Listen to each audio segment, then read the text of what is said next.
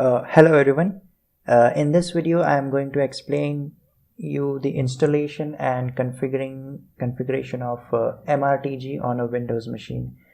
What is MRTG? MRTG stands for Multi-Router Traffic Grapher. What it does is it uses SNMP protocol to read data from a network device and displays it in the graphical format.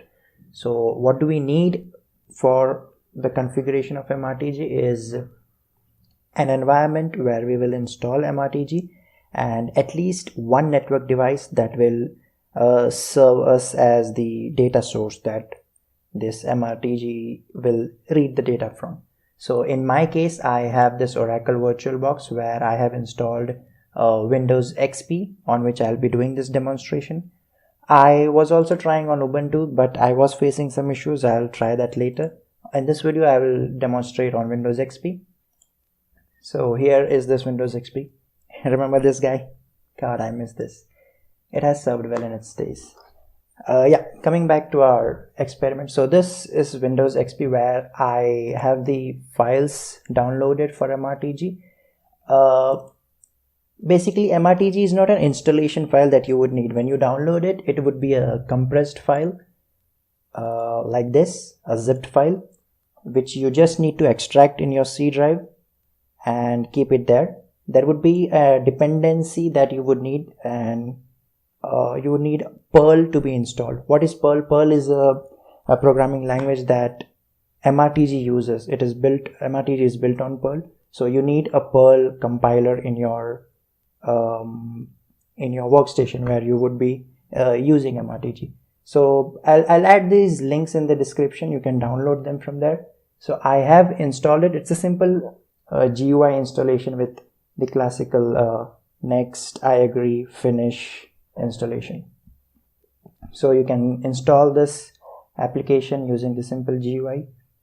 And one thing to note is when you come to your C drive, you should extract that MRTG contents right in the C drive. There should not be any nested folders here. So the path should be C:\MRTG dash the version number. In my case, it is 2.17.7. And inside this folder, you should have all these dependency files. There shouldn't be another MRTG-2.17 folder. I hope you get it, because this file would be needed when we would generate the CFG maker. We will see that in a later part. So that's what we would need on the workstation. We would also need a working directory that we will see later. Apart from this, we would need a network device that will give us the data source to fetch data using SNMP through MRTG. So for that, what I will do is I will create a topology on the GNS3. So this is graphical network simulator GNS3, where I will have a Cisco router. This will be the data source of SNMP, and I'll use a cloud which will actually make this router, which will enable this router to talk to my Windows machine. To do that, I'll configure this. I'll go to show special Ethernet interfaces and I'll select VBox Net 0. Okay, add, apply. Okay. Now, why did I select VBox Net 0? That is because if I go to the settings of Windows XP in the network tab, this adapter is in the network of VBox Net 0. So to enable this router in GNS3 to be able to talk to this guy, I have to attach it to the same network. So this cloud serves that purpose. So it has to be in the same network. I'll change the symbol just for representation purpose. Let's add a nice server. And I'll also change the name as server. Yeah. Now I will connect them to VBox Net 0 because that's why we added it in first place. Let's boot this up. Now let's check what the IP address of this machine is.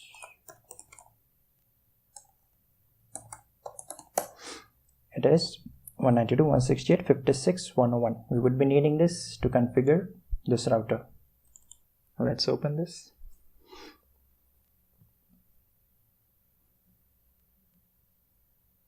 While this is booting up, we'll see something on the server as well. So on this Windows XP, we have extracted the MRTG folder here, and we have installed Perl as well. One thing to note is that we have to make sure that the Perl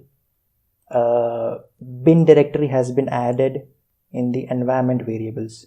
So to do that, we will go to this place, edit, and we'll make sure that these two entries are added: C:\strawberry Perl bin, and this last one, C strawberry C bin.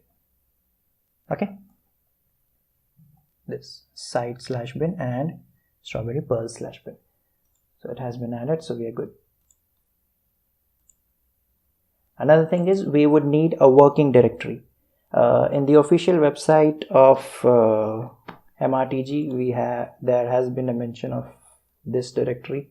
Under C there is www, and under this there is one MRTG. Why do we need this directory? The graph that MRTG generates, the HTML file that it generates, it would be placed in this folder. So this folder would be used. So we have created that. Meanwhile, this is up. So we'll first configure this router. We'll add an IP address. We'll configure this as snmp agent, and we will tell this router that you have to send the snmp traps to the Windows XP machine that I'll give the IP address of it. So we'll first go to conf interface f00 IP add. We'll give one IP in the same range, let's say 50.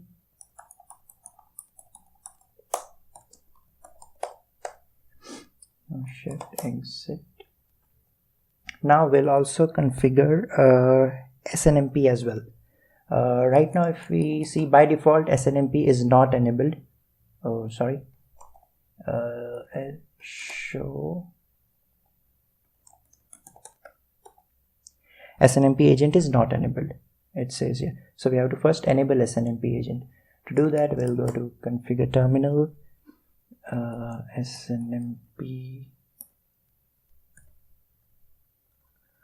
my bad,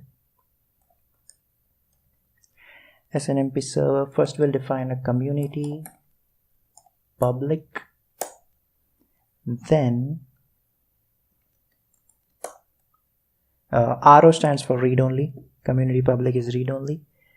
Then we will enable traps, and then we'll configure the server where it needs to send the traps. 192.168.56.101. Why 101? Because that is the IP address of our Windows XP machine. So we'll tell this guy to send all the traps to 101, and the community we will be using is public. Okay, that has been done. After this, if we do show snmp, it has these informations. Earlier it did say that snmp agent is not enabled, but now it does say that these are the snmp engine active. It gives us all the information, and logging is enabled. Alright, so configuration on the router part is done. Now what we need to do is we need to configure the snmp-server, which is basically the MRTG server. So to do that, we will open the command prompt. Now we have installed Perl, we have the work directory created, and we also have inside C drive we also have the MRTG binary files. So we'll first navigate to that directory, cd mrtg bin. Okay, to verify that it has the config file, we'll just type perl MRTG. So it will show us the default configuration file. There's nothing entered here. It just says that this is the confirmation that it has been installed and everything is in the right place. Now what we need to do is we need to create a CFG maker, a configuration maker. What this does is it tells this MRTG server about the network device that you want to poll, that you want to read data from. So we'll do that by giving this command, perl CFG maker, perl CFG maker public at 192.168.56.50 global. After this, we'll define the work directory.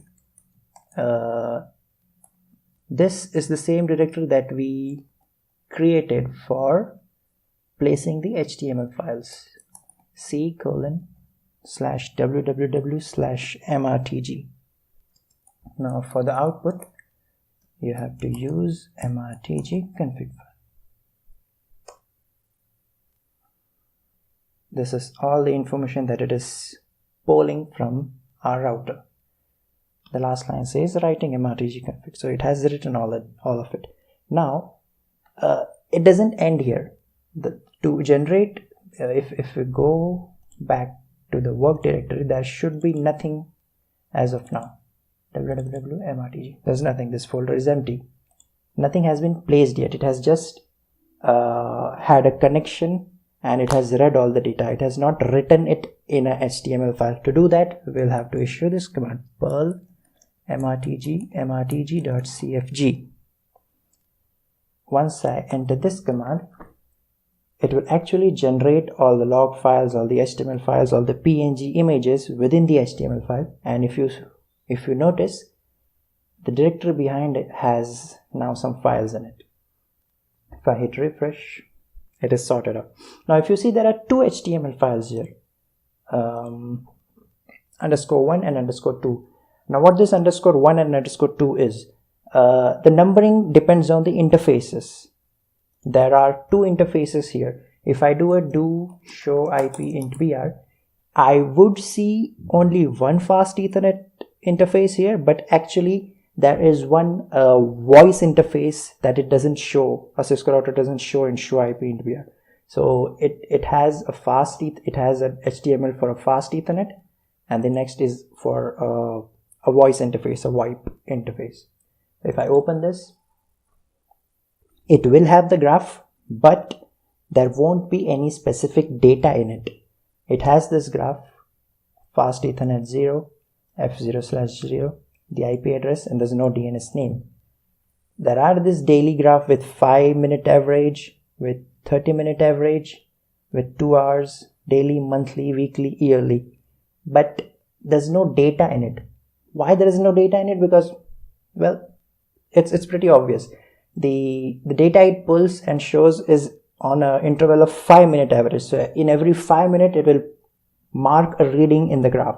So if I have to have a significant data inside of this graph, I have to wait for at least, say, half an hour or so. We just saw that I just configured this router and I just made it talk to each other. So there's nothing much to pull from. But I'll try this. I'll wait for some time.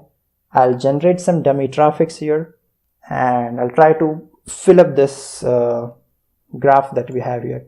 But despite of that, the motive here is achieved. We have configured the MRTG on this Windows XP server, and we have made a network device talk to it. It has read all of it, but just that there's no traffic in this virtual environment, and there's not much time passed to collect that amount of traffic. We don't have any data in the graph, but the motive is achieved. MRTG is talking to the network device and it has generated the HTML file showing us the graph. It's just that it doesn't have any data to show.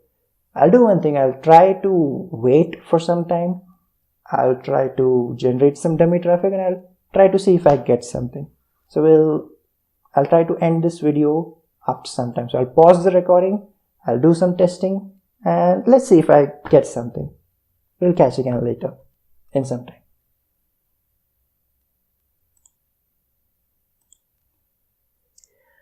Alright guys, so I did wait for around, I guess, 20 minutes or so. Meanwhile, I was trying some traffic. I was generating some traffic from this Cisco router, which was a ping traffic, trying to ping the same Windows XP machine with a repeat of 1000 pings. So just to generate some bulky traffic from this router side so that it would have something on the interface coming in and out. While doing that, I was also running this command perl MRTG CFG. After doing this for around 20 minutes, this is what I have in the HTML file. As I said, it is a 5-minute average graph, so I believe in every 5-minute of interval it takes one input from the data and marks it on the graph. I know it's not much visible. Let me try to zoom in further. So there's just this teensy bit of green colored area that has been plotted in this graph. I know it's not much to analyze anything, but it just serves the purpose. It is pulling data from the router and it is plotting a graph. If you want more data to be visible and convenient to be show it somewhere, well, you can wait for more time, generate similar traffics from the router, and try to fetch it on the Windows machine. Just remember, patience is a virtue. I know that might sound like a fortune cookie, but it is true here. Yeah. I hope this was informative. I hope this will help you understand MRTG and do something with it. If you have any questions, if you want me to explain something, I believe you might have some questions on the GNS3 part where I used this cloud, where I did the network virtualization. You might have some questions. If you do, please do let me know in the comments, and I'll be more than happy to make a video on that. It is a very interesting topic. So alright then, thank you everyone for watching, and do take good care of yourselves. Thank you. Bye bye.